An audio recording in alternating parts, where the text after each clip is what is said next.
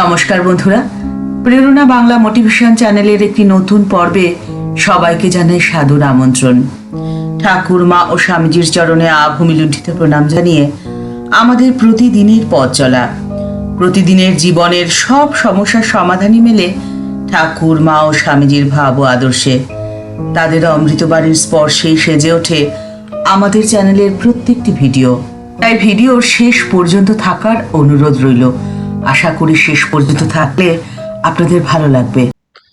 জীবনের চলার পথ বড়ই কাঁটা ভরা। এই কাঁটা ভরা জীবনের পথ সহজেই পার করবেন কিভাবে? এই কাঁটা ভরা জীবনের পথ চলার শক্তি হলো আনন্দ।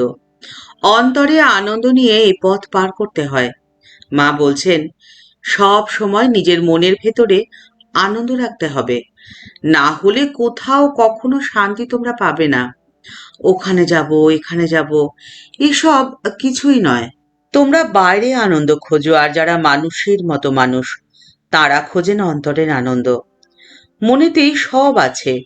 মন ঠিক থাকলে সব জায়গাতেই আনন্দে থাকা যায়।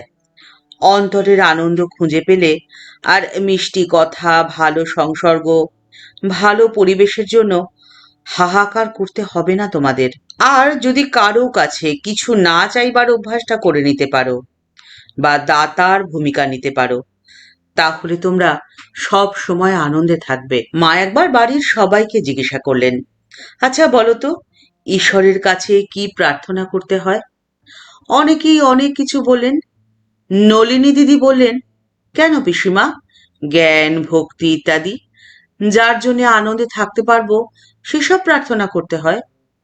মা হেসে বললেন, এক কথায় বলতে গেলে নির্বাসনা প্রার্থনা করতে হয়। জীবনের সমস্ত দুঃখের মূল কারণই হলো আশা আর বাসনা। সেটাই বারবার জন্ম মৃত্যুর চক্রে পড়ার কারণ। অর্থাৎ মুক্তির পথে সব থেকে বড় বাধা আমাদের জন্ম জন্মান্তরের বাসনা।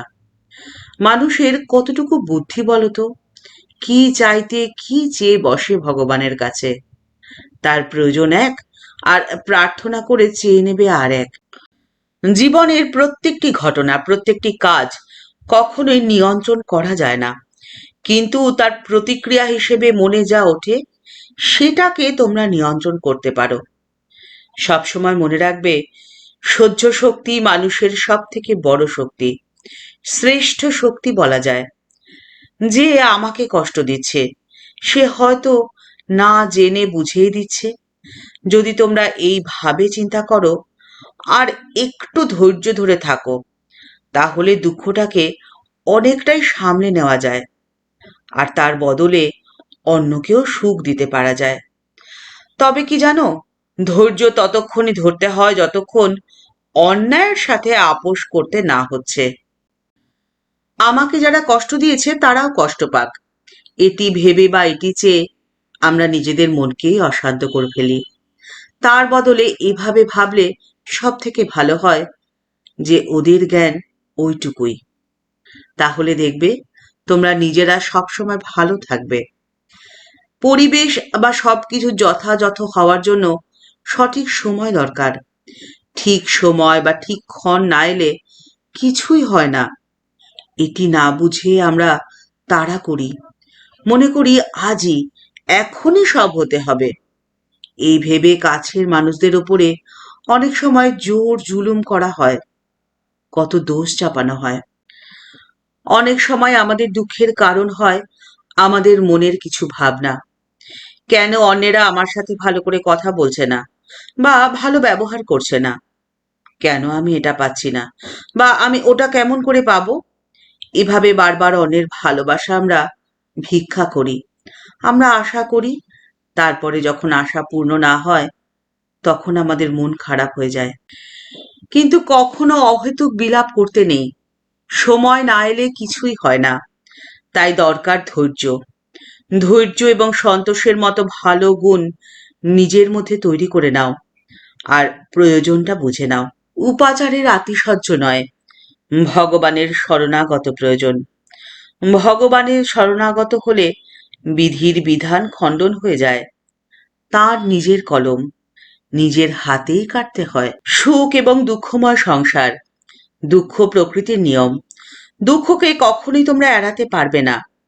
কর্মফলের থেকেই দুঃখ আসে।